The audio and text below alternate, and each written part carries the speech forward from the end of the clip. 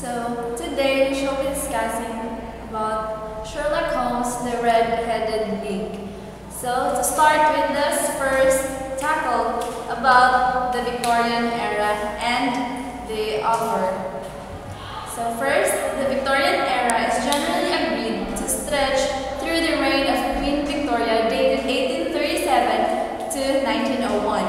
It was a tremendously exciting period when many aristocratic styles, literary schools, as well as social, political, and religious movements flourished. It was also a time which today we associate with prudishness and repression. So, without a doubt, it was extraordinarily complex age that has sometimes been called the Second English Renaissance.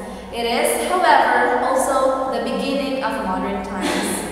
So the social classes during the England this time were newly reforming and fermenting. There was a churning upheaval of the old hierarchical order, and the middle class were steadily growing.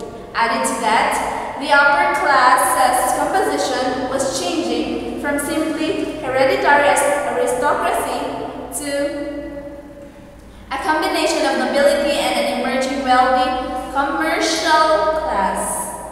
So, we have here the conditions of working class during this era. So the working class were still bad, though through the century, 3 reform bills gradually gave the vote to most males over the age of 21. Contrasting to that was the horrible reality of child labor, which persisted throughout the period. When a bill was passed, stipulating that children under 9 could not work in the textile industry, this is no way applied to other industries, nor did it in any way curb rampant teenage prostitution. So, when we say this era is about the prudishness and repressiveness, that we can associate it with the era that is believed that a somewhat erroneous association, though people referred to arms and legs as limbs and extremities, and many other things that make us titter, it is in the opinion that because they had agreed of modesty and a sense of prosperity that we hardly understand today.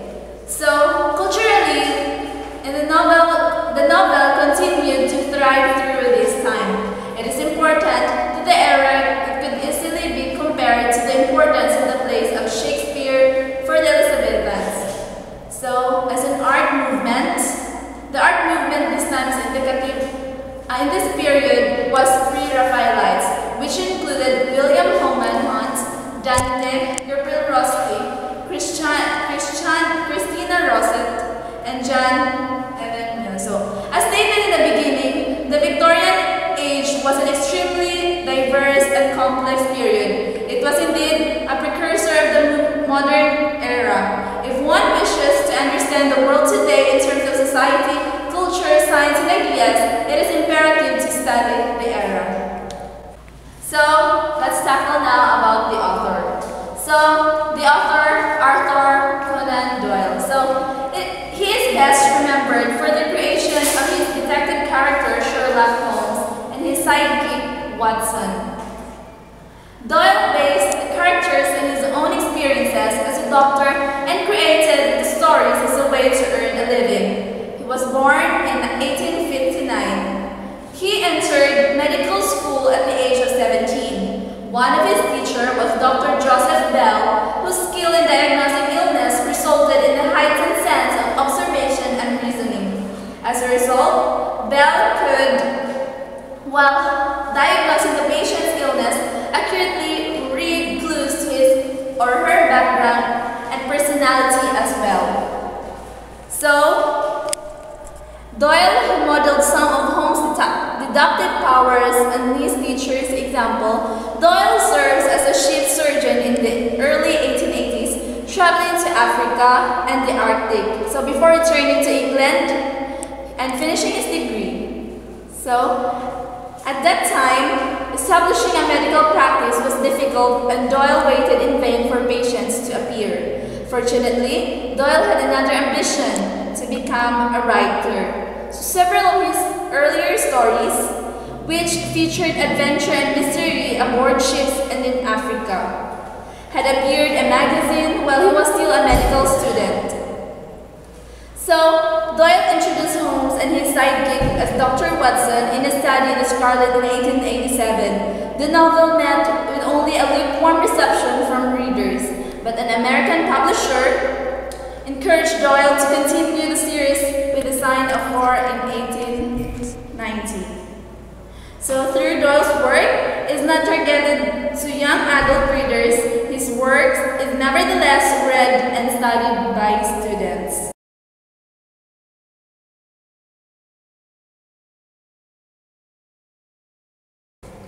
One of the major elements of the Red-Headed League is the story's representation of the dynamic world of late Victorian London. People seem to define themselves almost exclusively by occupation and status during this time. Class, indeed, is an important aspect of identity in Victorian London. Everything the Victorians did, the way they dress and speak, and others, was all class conscious, and also Sherlock Holmes was no exception to this. His own behavior demonstrates an acceptance of the class system he inhabits. If you happen to read the novel A Study in Scarlet, you can tell that Sherlock Holmes was not a rich man. In the novel, the entire reason why Watson, the narrator, and Holmes introduced to one another was because both of them needs a flatmate in order to afford their own rent. Also in the novel, Holmes is reluctant to discuss about money.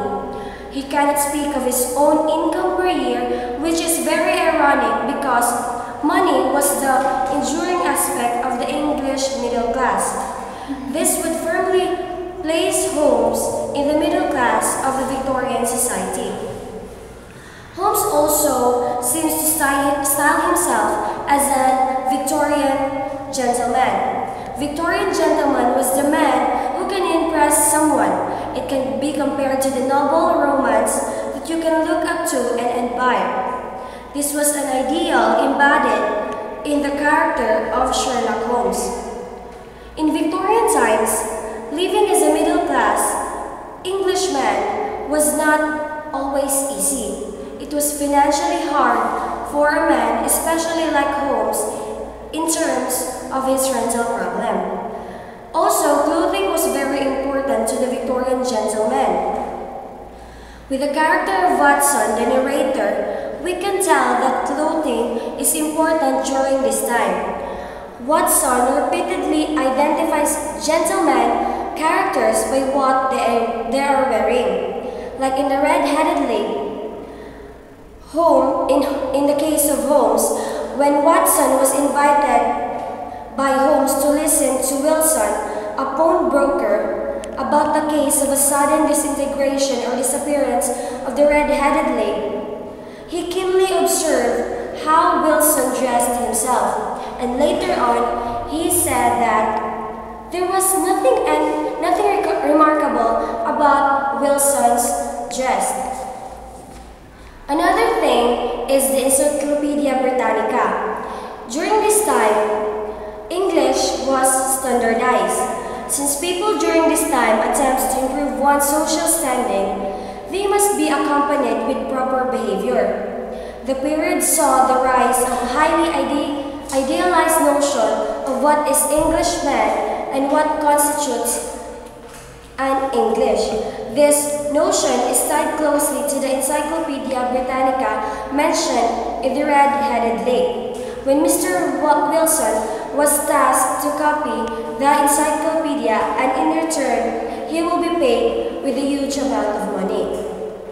This again in the novel, I think, represents the notion I said earlier. English became a model for a proper behavior, which was also tied closely to England's imperial enterprises.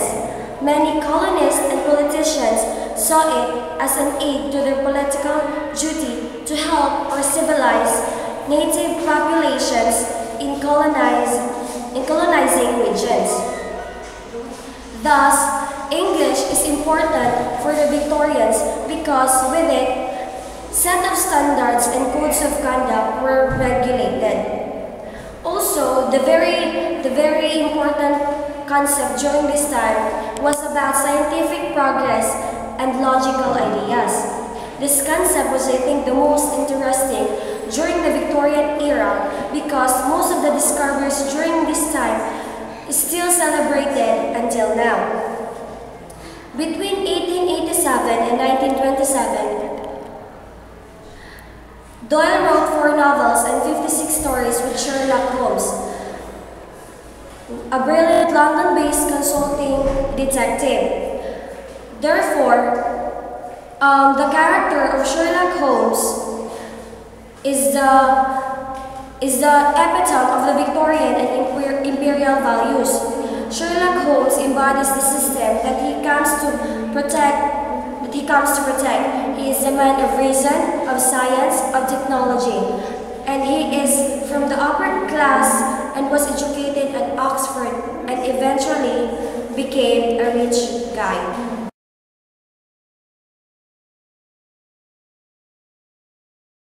So to continue with the report, let's go to the analysis of Sherlock Holmes' red-headed league. So our group's claim is that Sherlock Holmes demonstrates how it is possible to determine a wealth of information from seemingly unimportant things. So this theme is special in Holmes' deductive reasoning. So Holmes uses pure logic in solving mysteries. So as the protagonist, Holmes has a quick-thinking, brilliant mind. So I suppose it is what makes Sherlock Holmes a very popular novel. So to prove this claim, let's go back to the story and together let us unravel how did Holmes solve the mystery in the red-headed league. So this is what began it all. One day in Mr. John Wilson's shop, his assistant Vincent Spaulding, a cunning criminal whose real name is John Clay, called his attention to an advertisement in the newspaper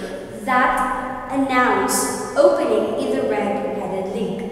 So the amount was considerable, especially if the duties were slight, and Vincent Spaulding urged Wilson to apply. So Watson, as described by Watson is the partner of Sherlock Holmes and the narrator of the story. So Watson said that Mr. Wilson has a fiery red hair, and so he did apply and he was accepted into the league. So he learned that his job was to copy out the Encyclopedia Britannica, and he did it for 8 weeks until one day he arrived at the office to find out that it is closed without a notice on the door that the red-headed league, they left a notice in the door that the red-headed league was dissolved. So this caused Mr. Wilson to become curious about it, and that's why he consulted Sherlock Holmes to find for a solution of the mystery.